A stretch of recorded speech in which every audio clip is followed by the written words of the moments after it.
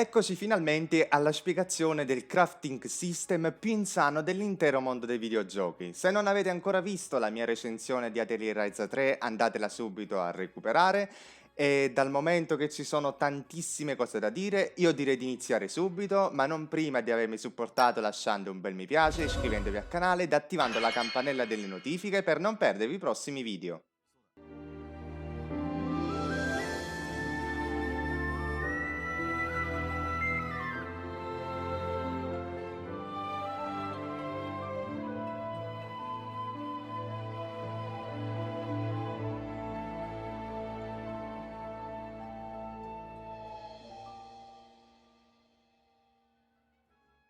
Ok, iniziamo dalle basi. Voi potrete sintetizzare in questo gioco qualsiasi cosa tramite gli elementi che avrete raccolto. Ad esempio, stesso gli item che utilizzerete per raccogliere gli oggetti non li potrete comprare, ma li dovrete sintetizzare. Ed in particolar modo tutti gli oggetti che fabbricherete avranno due caratteristiche. Primo, gli effetti. Gli effetti sono delle caratteristiche intrinseche dell'oggetto stesso. Ad esempio, su questo item specifico mi aiuterà a raccogliere maggior materiale in un colpo solo. Mentre i tratti sono da considerare più come dei bonus che non appartengono tanto all'oggetto, ma derivano dai materiali che avrete utilizzato per fabbricare quello specifico oggetto. Infatti, se andiamo nel container, questi sono tutti gli oggetti che si raccolgono facilmente nella foresta e come vedete nessuno tra questi, essendo materie prime, hanno degli effetti, perché gli effetti li hanno i materiali sintetizzati, non quelli raccolti. Quelli raccolti invece avranno i tratti. Ad esempio su questo avrà come tratto il critico, l'attack charge, ma ne esistono tantissimi altri. Poi ovviamente ci sarebbero anche i super tratti che sono stata un'aggiunta caratteristica di questo gioco, ma alla fine possono essere riassunti come dei tratti speciali alla fin fine, quindi nulla di particolare. Ebbene, io direi di partire proprio dalle basi iniziali per chiunque si approcci per la prima volta alla saga. Questo è il calderone dove potrete sintetizzare qualsiasi oggetto. Premete il tasto A per interagire. Ci sono varie opzioni, quelle le vedremo in seguito perché sono abbastanza avanzate. E iniziamo con la prima, ossia la sintesi. Premiamo il tasto A ed iniziamo a sintetizzare il primo oggetto. Allora, di fianco a sinistra vedete la lista di tutti gli oggetti che potrete sintetizzare. A livello visivo, quelli colorati in bianco sono quelli che necessitano elementi che voi già avete. Quelli colorati in rosso significa che non potete fabbricare al momento perché vi mancano alcuni oggetti. Noi per questa guida partiamo proprio dal primo, cioè l'Explosive Uni. Premiamo il tasto A e questa è la schermata che vi ritroverete davanti sul fabbricare, diciamo, qualsiasi oggetto. Allora, ogni elemento circolare che vedete prende il nome di Material Loop, che dovrà essere riempito per sbloccare determinate caratteristiche. Questo è un Material Loop, questo è un Material Loop, questo pure, tutti i cerchi sono dei Material Loop che dovranno essere riempiti inserendo determinati elementi specifici. E come potete vedere ci sono dei material loop differenti da tutti gli altri. Sto parlando di questo, questo e questo. Li potete distinguere, come notate benissimo, dalla stella a 8 punte che hanno intorno al cerchio. Infatti cambia il nome stesso del material loop, non prende più questo nome, ma si chiamerà core loop. E qual è la differenza rispetto a tutti gli altri cerchi che vediamo a schermo? La differenza è che questi sono dei material loop base, vale a dire sono alla fine quelli indispensabili nella creazione stessa dell'oggetto. In altri termini, noi per fabbricare questo Explosive Uni che potete vedere in alto a sinistra, non abbiamo bisogno di riempire tutti questi cerchi di ingredienti, ma solamente questi con la stella a 8 punte attorno. In questo caso l'Effect 2, 1 e 3. Andiamo con ordine e partiamo proprio dall'Effect 1. In alto a destra potete leggere Uni. Cosa significa? Non è il titolo dell'oggetto che fabbricheremo, bensì il titolo della categoria di oggetti che ammette questo material loop all'interno.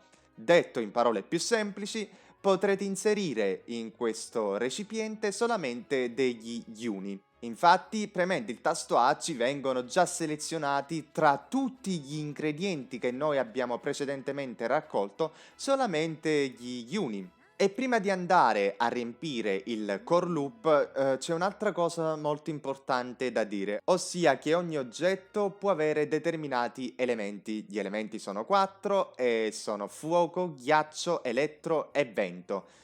Come capire quale oggetto inserire? Se vi interessa fabbricare l'oggetto e basta, senza nessuna caratteristica specifica, potrete inserire praticamente senza prestare attenzione qualsiasi oggetto in tutti e tre i material loop in questo caso, premere il tasto più e sintetizzare l'oggetto. Ma non è questo il fine del gioco, infatti sarà vostro compito creare gli oggetti migliori in assoluto. Quindi su quale aspetto focalizzarsi prima?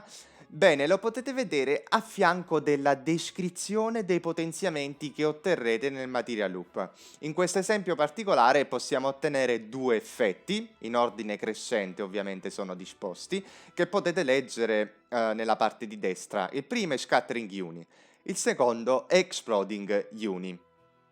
Questi oggetti non si sbloccheranno mettendo semplicemente un qualsiasi uni all'interno del recipiente, ma mettendo un uni che abbia un particolare elemento. E quale elemento particolare è? Lo potete leggere dal simbolo stesso. In questo caso potete leggere semplicemente il simbolo dell'elettricità, il che significa che per sbloccare quelle due caratteristiche, Scattering Uni e Exploding Uni, dovrete utilizzare degli uni che abbiano elemento elettro. Nel nostro caso particolare hanno tutti elemento elettro, anzi no, esistono alcuni senza elemento come potete vedere, ma sarà nostro compito potenziarlo, quindi utilizzare questi con l'elemento elettro. Ad esempio, vado ad inserire questo e vedo proprio nella lista degli effetti a sinistra che è stato sbloccato il primo, ossia Scattering Uni. Scattering significa che farà un danno decente. Se dimenticate a cosa servono i tratti, potete semplicemente premere il tasto meno, andare su quello caratteristico e là vi uscirà la descrizione completa di cosa fa quel determinato tratto. Bene, un'altra cosa interessante da notare è quel numerino in basso a destra che vedete sotto ogni elemento. In pratica quello sta ad indicare il valore elementare. Per spiegarvelo in modo semplice, ogni effetto necessiterà un tot numero di elementi per sbloccarsi. Quindi nel nostro caso Exploding Uni necessiterà di 3 elementi elettro per sbloccarsi. E da questo servono i numerini che leggete. Infatti se vado ad inserire questo uni che avrà valore elementale 1, verrà aggiunto solamente un elemento elettro e quindi ne mancheranno ancora 2 per sbloccare l'effetto Exploding. Quindi se ad esempio vado a mettere questo, che ne ha di 2 di valore elementale, lo sbloccherà completamente. Se vado a mettere invece quest'altro, che ha valore elementale 1, non sbloccherà l'effetto Exploding, perché ha solamente un valore elementale elettro. Quindi, alla luce di questo, andiamo ad aggiungere o un singolo uni con valore elementale 2 o 2 con valore elementale 1. Per questione di semplicità vado ad aggiungere questo, quindi sbloccando completamente l'effetto, e potete vedere è cambiato anche a sinistra, adesso non è più scattering ma exploding. Bene, passiamo ai successivi core loop, l'effetto 2 e l'effetto 3. Andiamo sull'effetto 2 e a destra leggiamo subito Gunpowder, che sarebbe la categoria di oggetti che possono essere inseriti in questo material loop. Premiamo il tasto A e già ci vengono filtrati naturalmente, quindi non dobbiamo fare nessuna selezione a mano, ma semplicemente selezionarli in base ai valori elementali. In questo caso leggiamo il simbolo della fiamma, il che significa che occorrerà per sbloccare questi effetti Unispike, S, M ed L, il valore fuoco. Quindi quali elementi andrò a scegliere? Di certo non questo, perché questo, vedete in alto, è il simbolo del ghiaccio e del vento, significa che ha due valori elementali che non sono quelli che ci interessano, perché a noi interessa il fuoco. Quindi vado a selezionare un elemento che abbia come valore elementale il fuoco. Non questo perché ha valore elementale 0 e quindi non sbloccherà le caratteristiche, ma dovrò scegliere qualcuno con un valore elementale più alto, ad esempio questo. Questo ha valore elementale 1 e infatti sbloccherà la prima caratteristica, quella che si sta illuminando in verde in questo momento, ossia Spike S. Se voglio potenziarlo, basterà semplicemente leggere cosa serve per sbloccare il prossimo potenziamento e per sbloccare il prossimo potenziamento serviranno due elementi fuoco, quindi andrò a scegliere o due oggetti con valore elementale fuoco pari a 1 oppure un singolo oggetto con valore elementale fuoco pari a 2, come questo è il caso. Infatti se vado ad aggiungere questo, guardate a sinistra come cambia la lista degli effetti. Verrà sbloccata appunto Unispike versione M, dove ricordate la gerarchia, ossia M è più potente di S ed L è più potente di M. Ragionamento analogo per quest'ultimo recipiente, andiamo a sbloccare quell'effetto che necessita di un elemento di tipo fuoco, quindi vado a mettere questo oggetto in particolare, e abbiamo completato tutti i core loop, che vi ricordo sono i material loop indispensabili per la creazione degli oggetti. Da adesso in poi tutti questi che vedete sono material loop facoltativi che potremo riempire. Noi possiamo già iniziare la sintesi dell'oggetto premendo il tasto più, quindi premo più e posso scegliere i tratti da inserire. E qui c'è un'altra cosa importante da dire. Come vedete, a fianco ai tratti c'è un lucchetto, che significa che quei tratti non apporteranno gli effetti desiderati all'oggetto creato.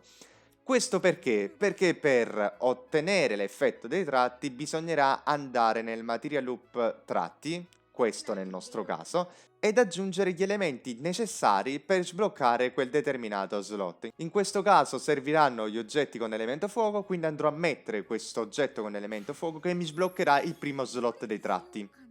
Quindi quando lo andrò a sintetizzare, nel primo tratto selezionato non sarà più presente il lucchetto, il che significa che quel tratto avrà effetto. Gli altri due sono sempre bloccati perché avrei dovuto completare anche i successivi due slot relativi ai tratti. Ad ogni modo abbiamo soddisfatto i requisiti per la creazione di questo oggetto, premiamo il tasto A per OK e sintetizzeremo l'oggetto. Avremo questo Explosive Uni con 3 effetti. Gli effetti sono tutti quelli che abbiamo sbloccato nel corso della sintesi e abbiamo come tratti 3 di cui solo uno sbloccato. Come si fanno a sbloccare i tratti? Sempre riempendo il material loop dedicato ai tratti. Bene, questo era solo un esempio pratico anche abbastanza semplice che è servito per lo più per dare una guida ai neofiti che si stanno per la prima volta approcciando alla saga e allo stesso tempo per mostrare quanto sia complesso, sofisticato e profondo il crafting system in questo gioco. In futuro realizzerò altre guide molto più avanzate. Io intanto vi ricordo che per non perdervi le ultime novità sulla serie e sul mondo Nintendo in generale, potete seguirmi su tutti i miei social, di cui trovate i link in descrizione e nel primo commento. Anche per oggi era tutto, ciao e buon gaming a tutti!